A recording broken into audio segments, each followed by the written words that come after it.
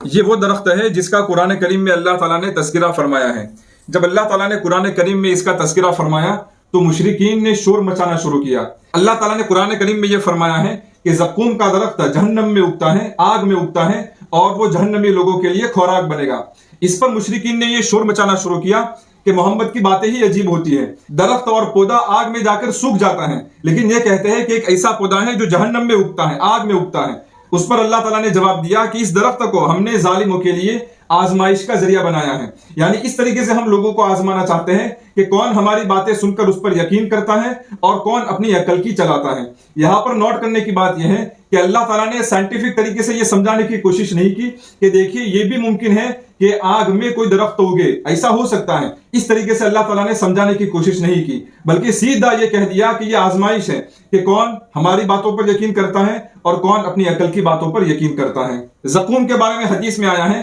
کہ اگر اس کا ایک قطرہ دنیا کے سمندروں میں ڈال دیا جائے تو لوگوں کے لیے دنیا میں جینا مشکل ہو جائے۔ اللہ تعالیٰ ہم تمام کی اس سے حفاظت فرمائے، جہنم سے ہماری حفاظت فرمائے، اور اپنے فضل و کرم سے ہمیں جنت میں داخلہ نصیب فرمائے۔